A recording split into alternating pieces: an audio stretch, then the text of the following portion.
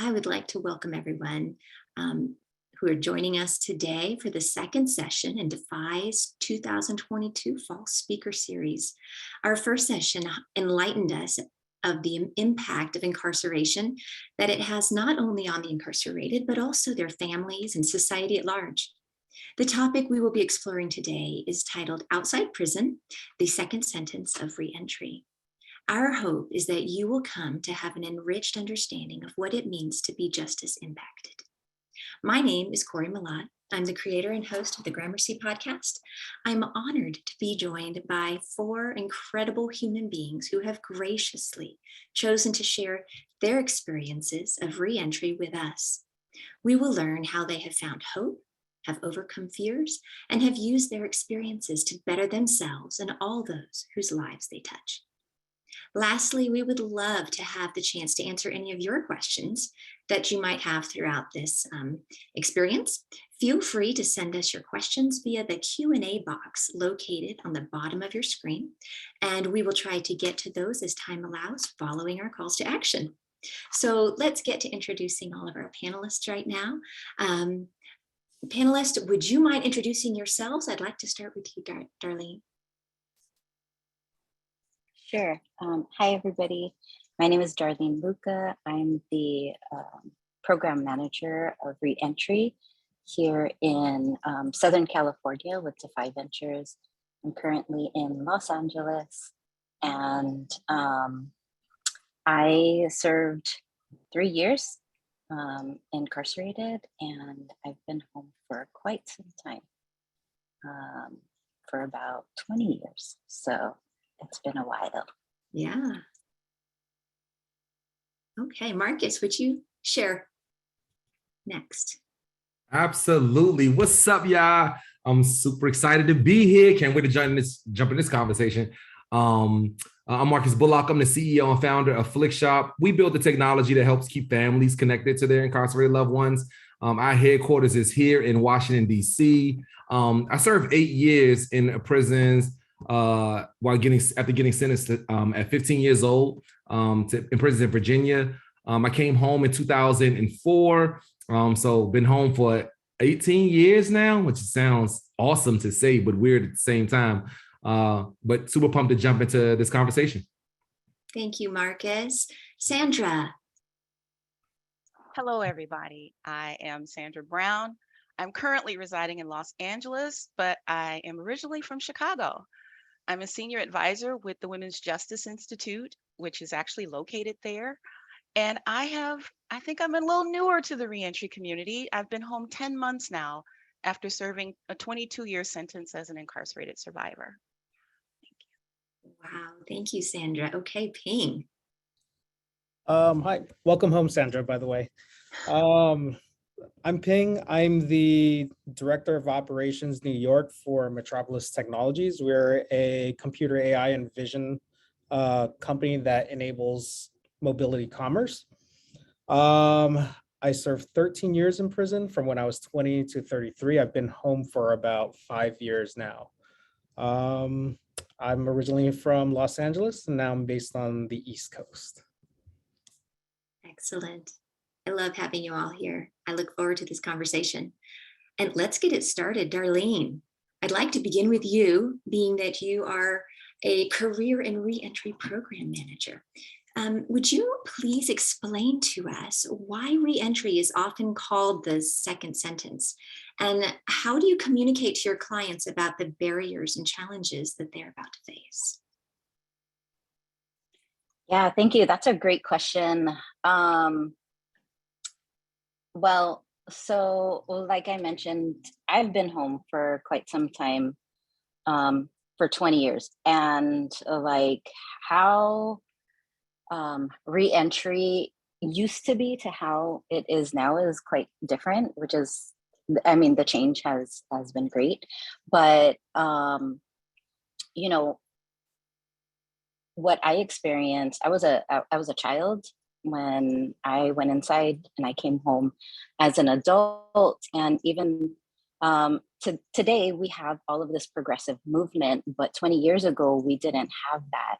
And so the second sentence, like I used to say, like when when I was incarcerated, I fought a life sentence, and thankfully I didn't receive that sentence. But what I did receive is like a life sentence of like barriers and challenges to getting employment, to like having to disclose that I have a felony record. It didn't allow me to access like particular like school programs that I wanted to attend. Like I remember that I had enrolled in a nursing program, and I was like really excited. I was probably like a year home, and there was a part, like I had already been attending, there was a part where they talked about like licensing and certifications and all that stuff. And if you have a felony record, that was going to become an issue. And so we're faced with that constantly. And even though we've moved forward 20 years later, right? We've moved forward. People coming home today are still experiencing those things. So what I share with our returning citizens is that you may have an AA degree, you may have 4 AA degrees, right? But sometimes, and even though we have this ban the box that was instituted a couple of years ago, you're still gonna face some challenges of like that stigma of carrying that felony record. And so that's often how I explain like the second sentence for folks is like the constant barriers to employment, even as they apply for housing, their criminal histories like will come up. Mhm. So, yes. Thank you for explaining that, Darlene. I like how you called the people you work with returning citizens. Is that not show the utmost respect? I think that's wonderful. Even though you're presenting you're telling them the challenges and the stigmas they're about to face. You're doing it with respect and honor. Love it. Well, while we're on the topic, and you kind of mentioned a little bit of your reentry story, I kind of like to ask like 3-part questions, so be patient with me. I have a little bit of a 3-part question for you. Since you mentioned it was about 20 years ago, I'd love to hear your take on how much the system has changed in 20 years. And when you were going through reentry, did you have any preparation before you were released? And if so, what was it? If not, what would you have wanted? Yeah, like I mentioned, I was a child. I was 16 when I was arrested, and I was charged as an adult. There wasn't much preparation for me coming home. I was lucky enough that I didn't go to the state prison, like the adult state prison, even though I was charged as an adult. I was convicted as an adult. I was lucky enough to go to what was called before the California Youth Authority, which is just like a prison for juveniles. So during that time when I got released, I was released on adult parole, right? And I remember, you have to check in within 48 hours. Otherwise, you're considered like absconding. So I went in that Monday morning. You press a little button and they ask you, what's your number? So, they don't ask you what your name is. So I tell them W69803. I'll never forget that number. And my parole agent went through all of the general like requirements, what you can't do, what you can do, how far you could travel, and took pictures of any tattoos that I had, went through all of these different things, any scars that I had, and then said, okay, here's your $200. Now go make a life for yourself. And I was like, what? I'm coming home Mm. as a 20-year-old adult, right? Like no experience in life. All I knew was my previous life, which is one that I didn't want to return to because I did receive 2 strikes as an adult as well. And I really didn't want to go back because, you know, when you fight a life sentence, it changes you, right? It changes your thought process, your mindset. When you have 2 strikes, changes your thought process. And he just said, go, be on your way. And I had no resources. There was nothing. So it was really frustrating for me going in as a kid and coming home as an adult. And I just remember like thinking like, man, what do I do? Like, I want to make this change. I want to have a different life. But my parole agent, he just was like, 1, you're a woman. 2, like, we don't have anything for you. You're probably one of the youngest women that I have on my caseload. So figure it out. So it was kind of like trying to, you know, keep my head afloat, trying to look for a job. But, you know, when you tell somebody that you just came home from incarceration, they quickly push you aside. And I wasn't prepared for that. Nothing about my incarceration prepared me for life on the outside.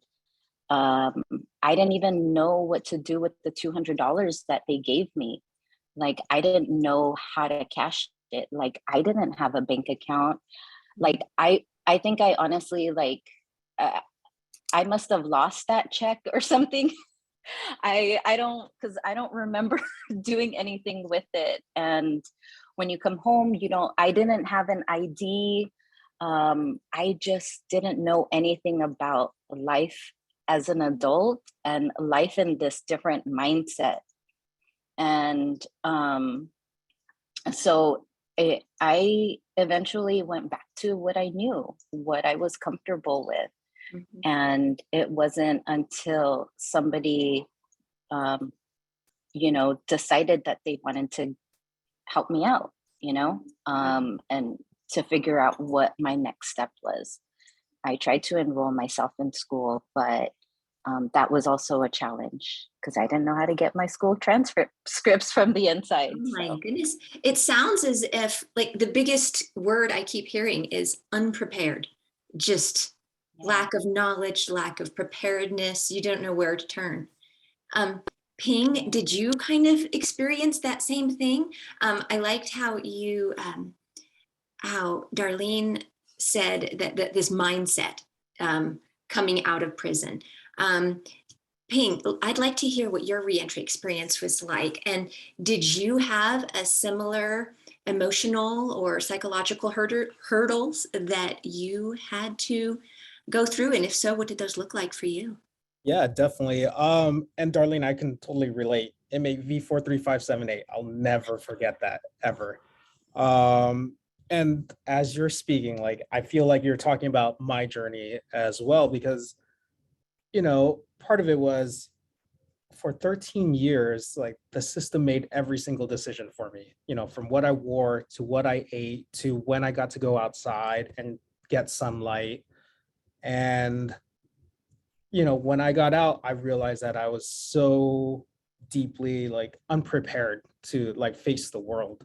And there was a situation where my sisters, the first weekend that I got out, they took me to the mall and gave me some money and some gift cards and said, go ahead and buy, like, whatever you need.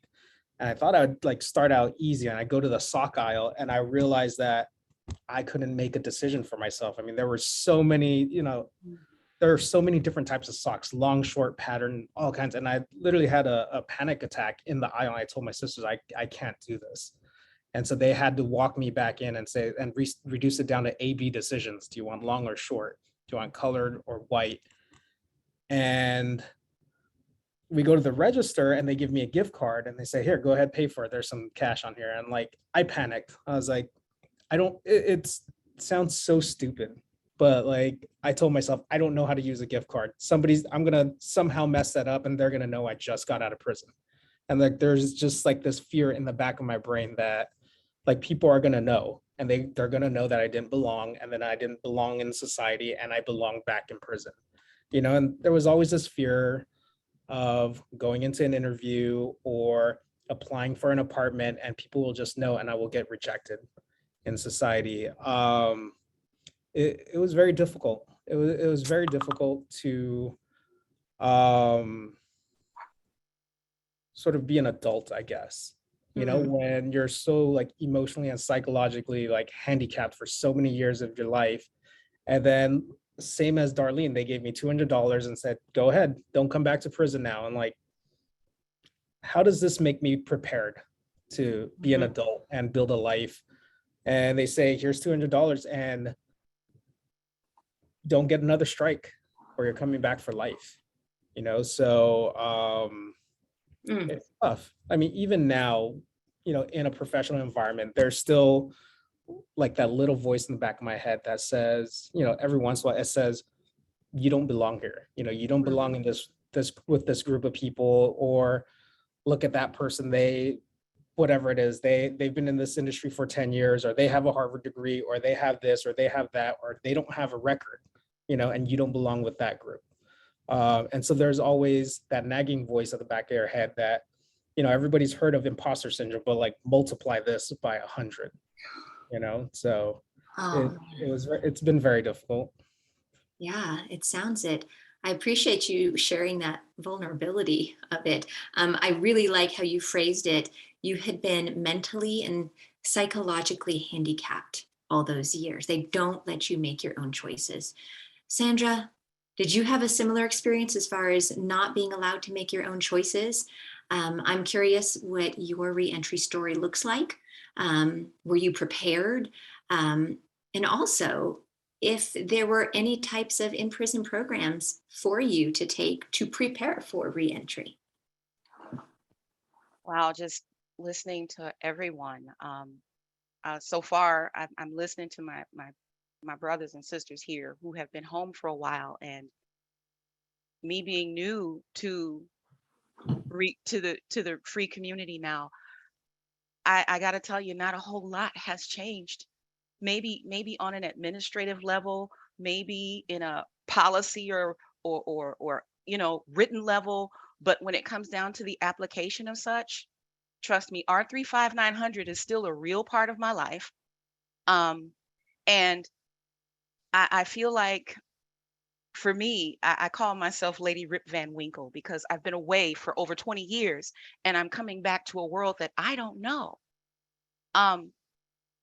While I was inside, because I was sentenced under truth in sentencing.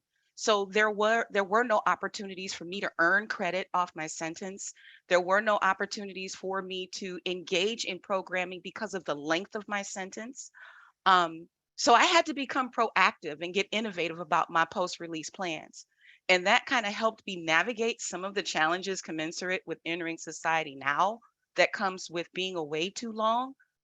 But my heart is broken over the years because I've watched women come and go because they left ill prepared, and it set them up for harms in the process of coming back into prison. And so they're telling me the challenges that they faced.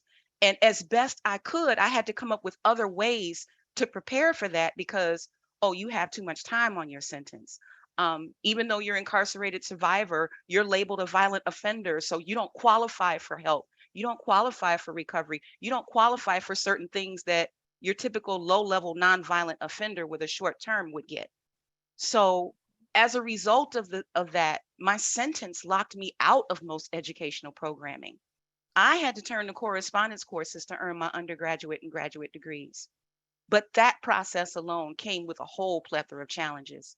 I had to secure funding for myself because remember, Pell Grant funding wasn't allowed for incarcerated students.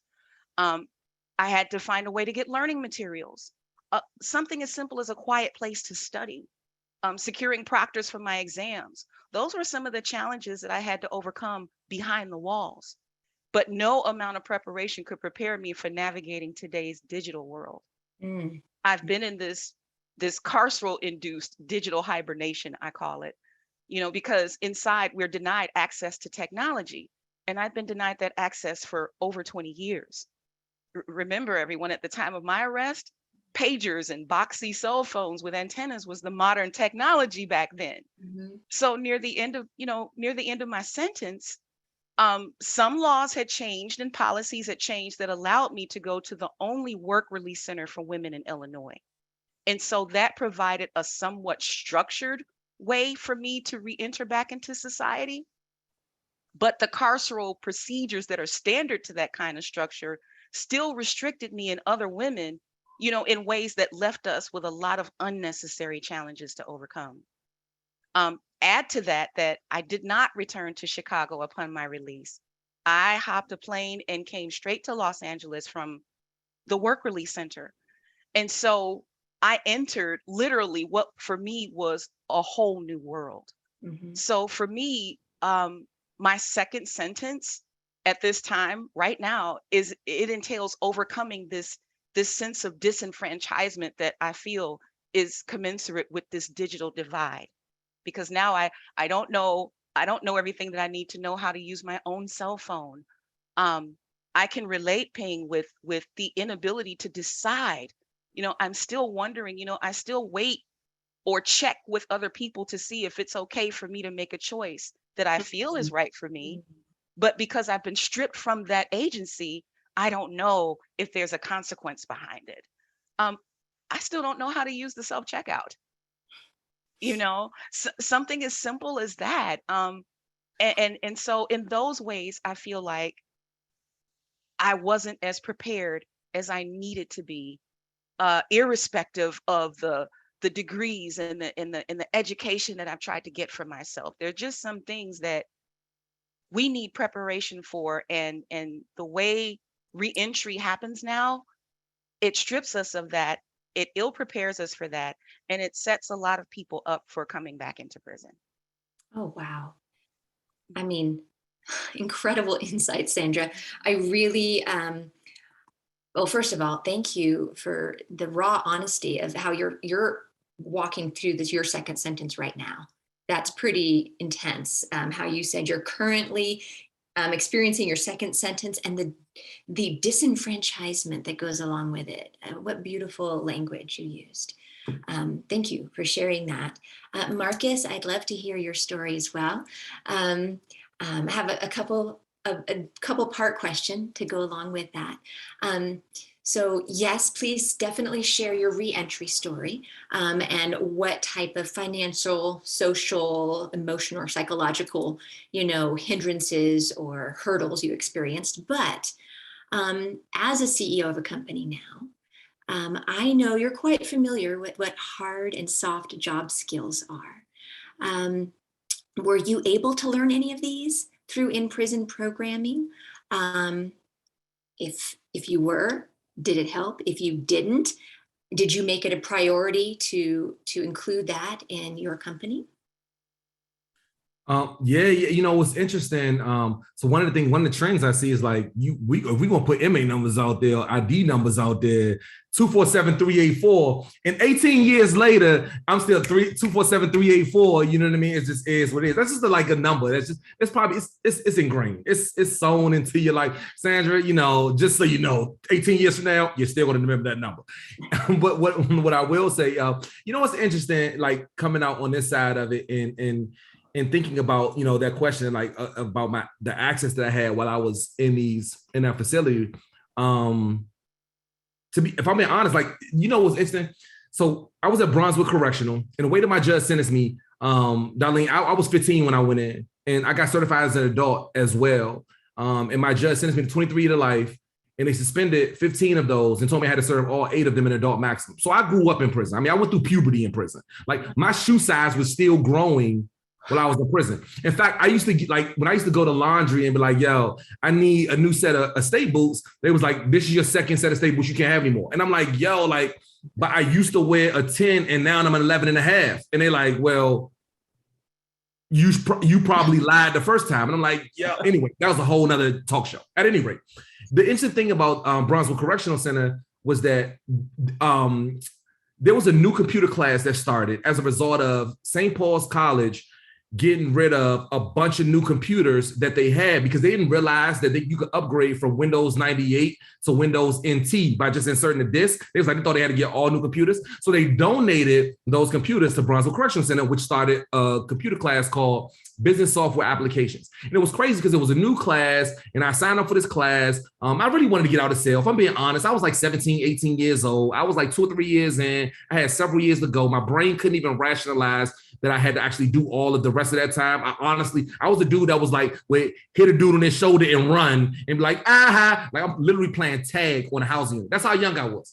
Anyway, so I signed up for this class. I'm going to computer class and I'm learning how to use these new softwares. It was the first piece of software I learned how to use. I never forget, it was called Aldis PageMaker. It was like a WordPerfect mixed with like a Adobe Photoshop kind of sort of software package.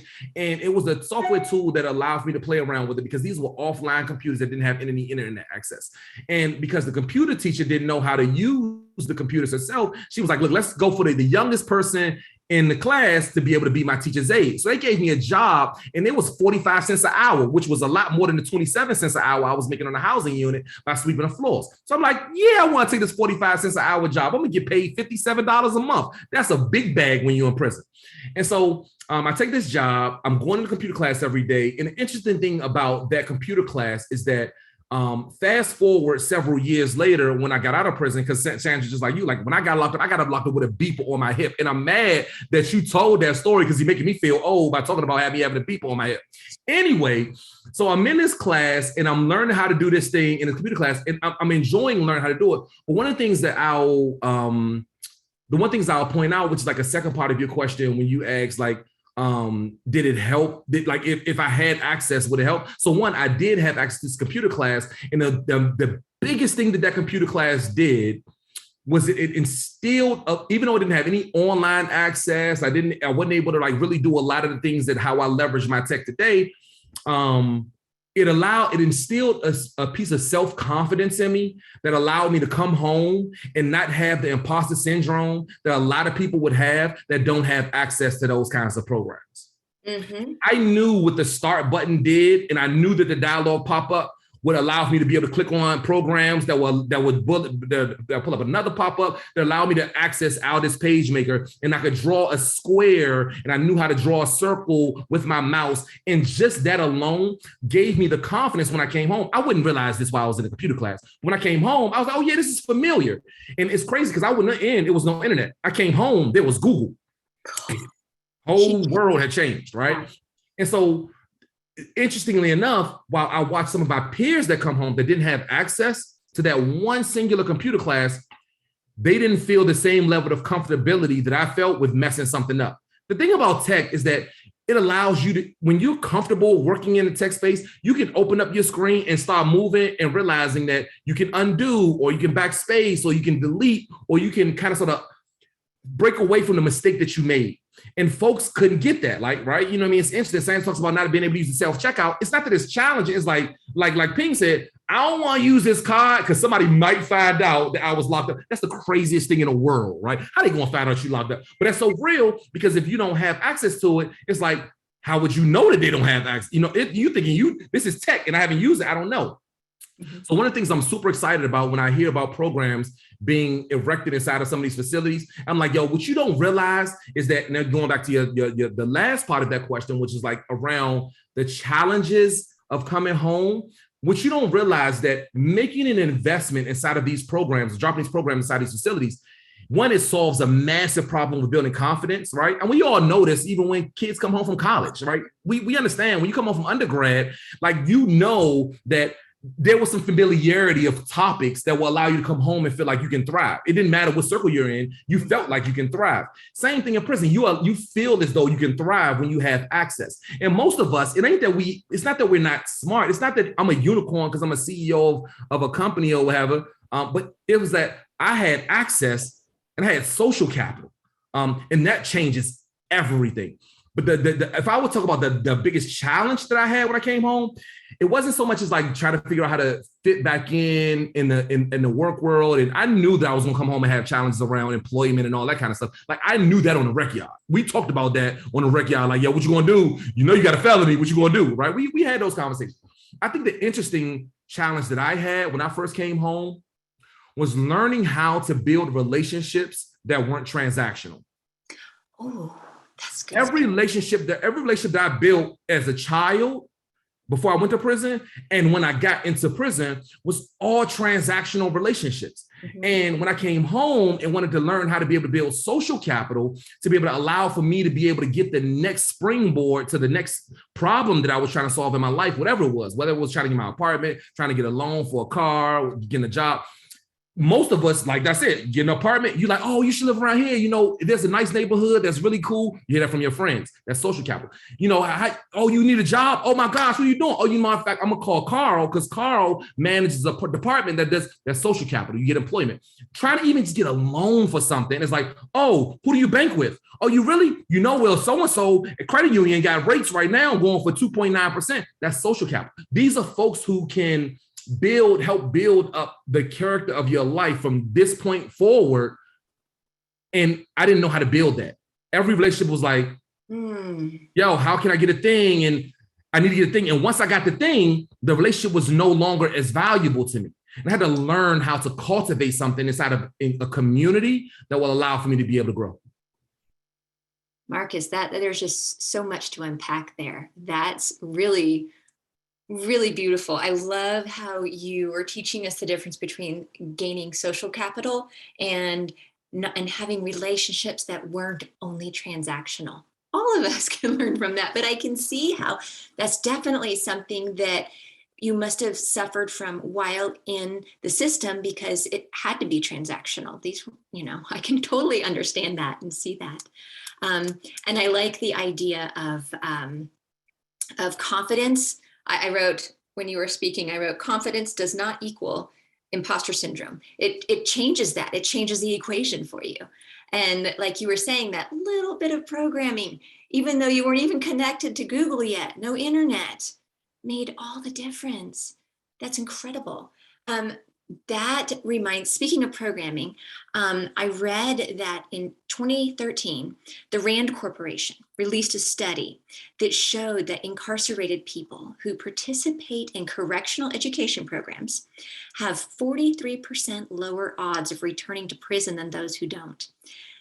So it didn't sound like all y'all had very many opportunities to take many programs, but clearly it shows that in-prison educational programs such as Defy Ventures plays a huge role in recidivism rates. Ping, I know you are a graduate of Defy's entrepreneurial training course. Why do you think focusing on employment-ready skills in prison educational programs is such a fundamental component to reentry success, and what role did it play in your own success? Yeah, definitely. And thank you. I forgot to mention that I'm a graduate earlier, but can you tell us what EIT stands for? Entrepreneur in Training. So when I was incarcerated, I was there at a time when in California, I went in 2004. The only program that was available to me was Arts and Corrections, which basically they just got a bunch of people in the room and gave you a couple paintbrushes, and that was called rehabilitation, you know? And even after I was in that program for about 3 months, and it was during a time when California was cutting budgets across the board. And so we were watching as program after program started going offline. And I did the majority of my time, about 10, 12 years without any, rehabilitative programs. At the same time, we're watching correctional officers get, guaranteed 30% raises every single year, but they're telling us that they don't have, a budget for programming. Mm-hmm. By the time I got 10 years into my sentence, they finally put me into I think it was like a computer skills class. Marcus kind of touched on it, but the difference with him and mine is that when I got in there, it was 6 months of just typing, typing tests, right? Just playing the games with the little bumblebee that flies from flower to flower if you type fast enough. And that was what they told us, that how they were going to get me ready for parole. There was one day, I remember there was one day that they said, get ready. We have a special guest coming. You can ask them any questions you want. This is going to be great. It's going to be a big deal. And the day came and everybody was excited. And it was a parole officer that showed up. And they're like, great, look at this, there just wasn't anything that was there to prepare us to be successful in life. It was really to prepare us to be, a model parolee, in my last year, I remember, I was signing up for guitar lessons when I was in the day room, because I kind of figured like, well, before I go home, I want, to pick up some kind of skill. And as a kid, the guitar lessons was the priorities. I got my ducat and my pass to show up to class, and I show up on the first day, and instead of guitar lessons, there were people there talking about employment readiness and, interviewing skills. And turns out it was a Defy Ventures intro event. Turns out I signed up on the wrong sign-up sheet, and I ended up in Defy instead of guitar lessons. But it was probably the best mistake I've ever made in my life. And so I sat through that class. Well, I didn't sit through that class. I actually, I really enjoyed it. And I didn't realize how unprepared I was for life. I had no idea how to approach an interview, how to prepare for an interview, how to write a resume. And I mean, even, back to what Marcus mentioned earlier, it gave me the confidence to walk into a room and interview with somebody that, as I mentioned earlier, I didn't feel like I belonged to that group, but, you kind of, a lot of what we're told is also fake it till you make it. Act like you belong in that room, and you interview, and you go in and you kick some ass. And, and going through Defy really helped me with that. It really helped me discover like where my values are, like where my value add was, and what I can contribute to society, how I can contribute to like a company, and how to walk into an interview, confidently, and I credit that with everything that I have now. And it sort of was that stepping stone that led to every other jump that I've made in my life. That's beautiful. Again, there's the confidence. It comes with the education. I mean, all of us gain confidence the more we learn. Sandra, talk about learning. You had mentioned that you took it on yourself you were proactive with your own post-release plan. I think that speaks to the same thing. She didn't get to sign up for Defy, but you knew education was going to be important. So Sandra, I'd like to ask you another question. As the senior advisor of the Women's Justice Institute, I'm sure you're armed with very many statistics that speak to the inequity of programming, like classes offered by Defy in women's prisons. We spoke briefly about this inequity prior to our meeting here, and I had no idea. So I would love it if you would share that with everybody, because I was really floored when I learned what you had to share. Thank you. Yes, I'm again listening to my colleagues here, Marcus and Ping, and how I feel like I was cheated when I hear you guys talk about these programs, the computer class you were able to take,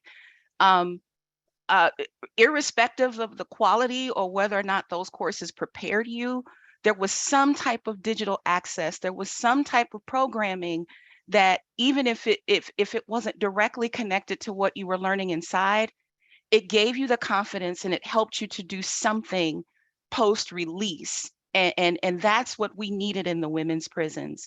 We do not, I can't speak for programming in other states, but of a certainty in Illinois, women do not have access to computer programs at all. We cannot use standalone computers.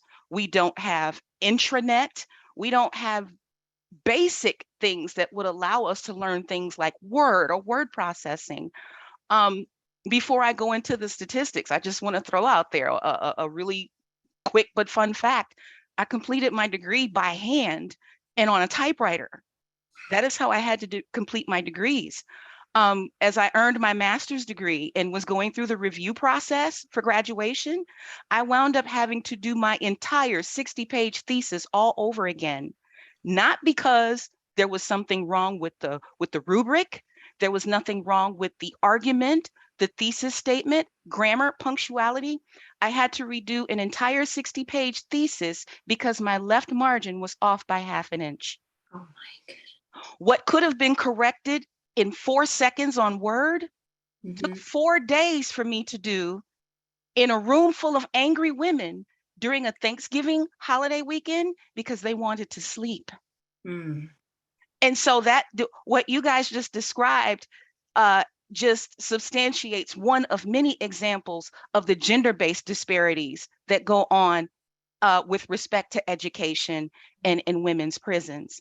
I am baffled. I'm sorry. I just that I needed to get that out to anyone who's here to talk, just to illustrate how important this is and how it impacts not only the women, but our children, the communities we come to, and it has a trickle-down effect on everybody that is engaged with this woman and where she returns. You mentioned, I'm sorry, Cori, statistics. I'm baffled. I'm baffled that although the data has proven consistently that education eradicates poverty, justice involvement, and recidivism, like we all said here, it's usually the first thing to be slashed under the guise of budgets. You know, in 2018, for example, the Women's Justice Institute, where I work, reported that 43.8% of women incarcerated at Logan Correctional Center were without high school diplomas or GEDs. It's in the redefining the narrative report. Across the nation, social justice advocate and survivor of prison herself, Susan Burton, she reported that up to 70% of the incarcerated population struggle to read above a 4th grade level. So when we think about the impact that education has on populations like this, the numbers speak for themselves. Those who graduate with an associate's degree have a 14% chance of returning to prison. Anyone who earns a bachelor's degree has a 5.6% chance of returning. And for those of us who are fortunate enough to find a master's degree program behind the walls, we have a 0% chance of returning to prison. Now, given the barriers that justice impacted women face, and over 80% of us are mothers with dependent children, when we think about the barriers that we navigate as we struggle to access equitable quality education, I'd venture to say that programs like Defy Ventures is critical to making a vital difference, not only to the women engaging in these programs, but to our children, to our families, and to the communities that we return to. Yes. You know, I say all the time that, you know, for those who are a little hesitant and think of education as a privilege rather than a necessity, if you never allow us access to education, 95% of us have outdates. So we're coming to a community near you. How do you want us to return? You know, so with respect to the importance of programming in prison, we don't just become productive members of society by having that access, but we benefit and we add to society because we make invaluable contributions to it. Sandra, I mean, we should just let you just keep going. Just finish us off here for the next 15 minutes. Oh my goodness, you guys, I could do this for the next hour. We could do for 2. Each of you has so much to share, your life experience, the hardships, the challenges you've overcome. I have several more questions that I'm just not going to be able to get to, which makes me sad. But I'm going to finish off with one more for Marcus, but let me come back to that in a minute. Sandra, I wanted to let you know that you just kind of brought it full circle from what they talked about in the first session of this speaker series, was how incarceration doesn't only affect the person being incarcerated, it affects family, it affects the community, the society at large, right? And you're now saying that education does the same thing. It like gets to reverse that. So one affects everything negatively and one affects everything positively. That seems like a pretty interesting formula, if you ask me. I don't know. But Marcus, I'll end with you before we finish up for the evening here. Although you didn't take the Defy Ventures program, could you please speak to the general idea of why specifically entrepreneurship is so alluring and important to those, to teach those who have been justice impacted? And how do you do this in your company? Because I can tell you have a huge entrepreneurial spirit. It just oozes out of you. I mean, I get excited, you know what I mean? When now that I'm the CEO of the company, I remember back when I used to do like interviews with potential employees, I'll be sitting across the table and, normal interview, hey, how's it going, asking the questions.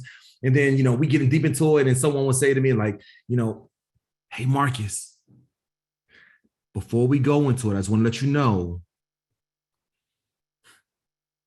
that I have a felony conviction on my record. And I'm sitting across the table like, word, dude, I got 3 of them. What you do? Right. And it's interesting, right? Because I'm like, yo, you hired just because, right? They go grab, a sign-on sheet. But anyway, I feel grateful, to be able to lead up, one of the most, the most impactful apps in the App Store and, have building teams to be able to help solve a massive problem, and a lead a tech company as a Black man in America is like just, is so many ways I just feel just so ridiculously blessed to be able to do that. One of the things I think is empowering for folks that are in prison when I just get a chance to go back and go visit folks is to be able to be the vision of what is possible when they come home. Because a lot of folks, we had those conversations on the backyard and we're like, yo, what are you going to do when you go home? And people tell you, no, they're not going to hire you because that you got a felony, or when you want to go apply to, it's not just employment, right? It's for housing too. You know what I mean? Like I applied for apartments. I applied for an apartment and forgot that I had a felony because I've been home for like 5 years. And I applied for it with so much audacity, right? Because I was like, we just got to upgrade because we had another kid. You know what I mean? So we got to do the thing. And then when they told me no, and here's the funny thing is, so much privileges in this comment, right? But I was like, yo, I only put my name on the application because my wife would have got approved by herself. Mm-hmm. And I was at work when we were going to go apply. And only reason I went to the building, the unit to go put my name on the application was because we had 2 cars and we needed 2 garage door opener keys. And only way to get a second garage door opener key is that you had to have someone over 18 on a lease that had, you know what I mean, to get a second key. And so I was like, oh yeah, look, I'm gonna just throw my name on it so we can get the jank. But you good. I mean, it didn't even cross my mind until they was like, oh yeah, so sorry, you can't live it. Mind you, I've been home for 5 years. I own real estate. We like to rent where we live and own what we rent. And so that was a shocker for me that I'm like, oh, snap, this applies to housing too. And then I realized it applied to school. And then I realized it applied to certain things that my children do at their school. And I'm like, God, this is so many barriers. At any rate, one of the things I think that empowers entrepreneurs is like, for me, when I have the opportunity to chop it up with them. So I'm so grateful for Defy, for their program, because one, we're helping to talk about building an entrepreneurs. 2, we're bringing EITs back into the facility so that they can see, because it's hard to be what you can't see. It's so hard to be what you can't see. And so having a vision of what's possible well before you come home gives you the permission.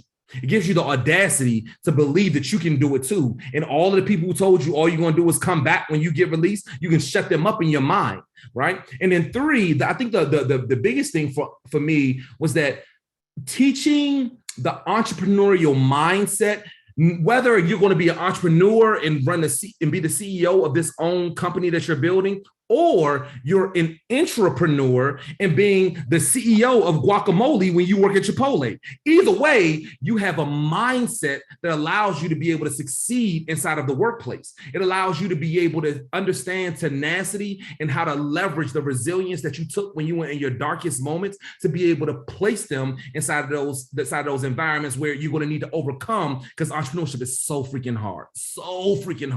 And so I think that there's something about helping to prepare your mind to be able to adjust to this new world that may not be as accepting as the folks on this call. And I think that that's so important for the folks that are here tonight to be able to understand that you got the power. And it's not just the power to be able to help your HR teams to be able to place someone in your companies that have a felony conviction, but speaking to the leader in any one of the ones that come into place in your companies, or even the friends, the leaders, the friends of the friends who live down the street. So many times, I live in DC, right? And a lot of times people think that real legislation happens on Capitol Hill. And I tell them all the time, it doesn't. It happens at the dinner table. It happens at the dinner table when people are having real conversations and they having real impact conversations. And then they take an ideal, a policy, because all policy is a belief in something, right? It takes a policy and then it says, you know what? No, this is my new policy. This is my new policy, because there's a legion of Marcuses and Sandras and Pings and Darlenes that are sitting in cells right now today. And if we do our thing, if we are the ones who invest in those programs, Sandra, I'm so glad that you talked about, I'm sorry, Cori, I get excited about this. Sandra, I'm so glad that you talked about women who are incarcerated, because the reality of it is that most people, when you think about someone going to prison, most of us think about men, including me. And I was in prison and I know women in prison, but that's not the first thing you think of. You think of men who are incarcerated, and you don't think about all of the women who are incarcerated, knowing that the women are the real glue of all of our homes. They're the one that are holding down our children and our families and directing paths when men can't really see straight. Like, they are the nucleus of it. And you think about what that means for them. So empowering folks to be the entrepreneurs, the leaders, the entrepreneurs or entrepreneurs, either way, I think it shifts the way we think about recidivism prevention. I mean, I don't know. I'm grateful for my opportunity, but I wonder how many other unicorns are sitting in cells today that aren't have the opportunity to have those classes like the ones I had, or the ones where Defy shows up. And then I'm like, yo, how do we do more of that? Mm-hmm. So inspiring. Darlene, did you want to speak to that? It looked like you had something to say. Or no, am I putting you on the spot? I was just all in agreement, and Marcus's like vibe, I was just like, yes, snaps to all of it.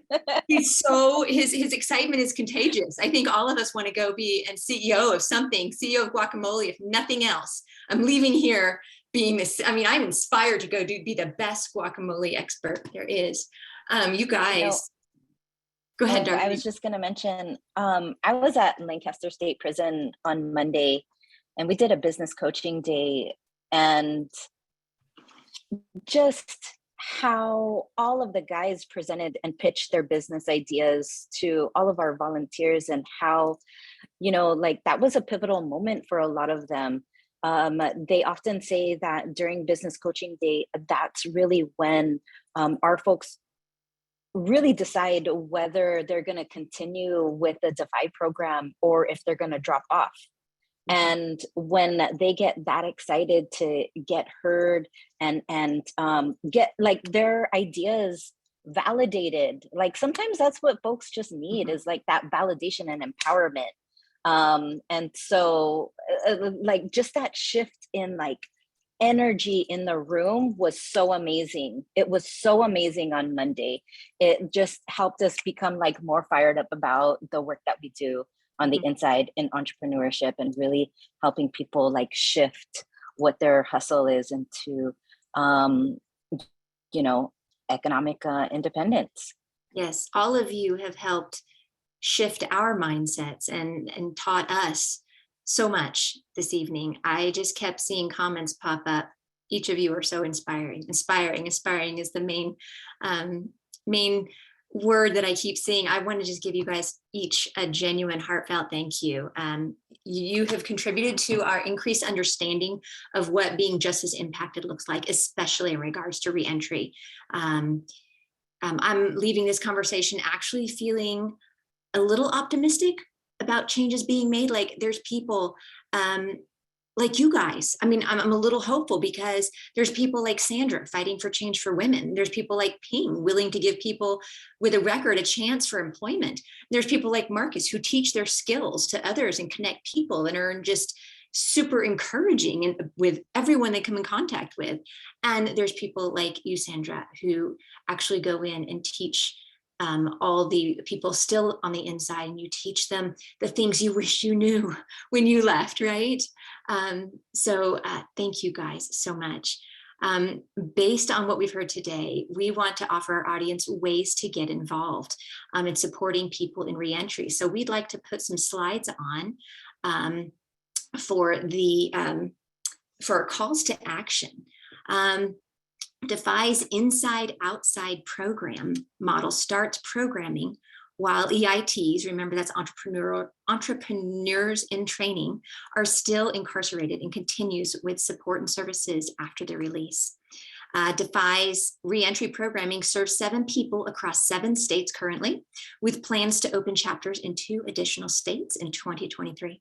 Defy's post-release services are only possible through partnerships with Fair Chance, employer partners, donors, and support the program. Volunteers who provide coaching and mentorships, and companies committed to creating a world of second chances.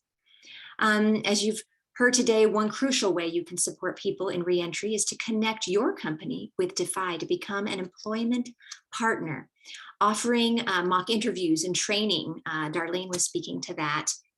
And job opportunities, and also Ping was talking about how people would come in and help train the EITs. Economic stability is so important in helping people defy the odds of recidivism, and Defy can help you provide pathways to employment. So if you or your company want to learn more about what it means to be a Fair Chance employer, you can host a Defy's Fair Chance hiring workshop. Contact an email address in the chat to receive information on all of this. And of course, last but not least, you can financially partner with Defy to deliver supportive services and resources to formerly incarcerated individuals. A gift of just $50 today will provide textbook for Defy's post-release bootcamp, or $225 will provide a Chromebook for Defy EIT to access job applications and vital resources for reentry. The donate link is in the chat. And as we've learned today, computer skills, those computer skills are so valued and important. I'd like to let you know that we have one more speaker series coming up. This is the second in a 3-part series. The last one is called Ask Me Anything, with Defy staff who have lived experience with incarceration and reentry. The sign-up link is in the chat, as well as a link to submit questions for the Ask Me Anything session coming up. To learn more about what we've talked about today or ask any further questions, we will also send out a very brief survey form to all participants. If you'd like to leave a note for one of today's panelists or sign up for the next installment of the series, we hope you'll drop us a note in the chat or fill this form out for more information. And lastly, I mentioned that I was the host and creator of the Gramercy podcast. If you loved what you heard here tonight and you're interested in hearing more stories, you might enjoy listening to season 3 of my podcast, in which I interviewed the formerly incarcerated, as well as several Defy staff members, including Darlene. You get to hear her whole story, which will break your heart and also inspire you. So prior to this season of my podcast, I had never heard of Defy myself. But after meeting all these amazing people, I was genuinely impressed with this organization and desperately wished to be a part of a group of people doing such good in the world. So thank you, Defy, for giving me this opportunity to be a part of this amazing special event. It means so much to me. We are going to go ahead and close now. We are right at 6 o'clock. So thank you, panelists, and thank you, listeners, for taking the time to listen and learn. And we'll see you at our next session on November 30th. Thank you, everyone. See ya. Thank you, guys. Bye.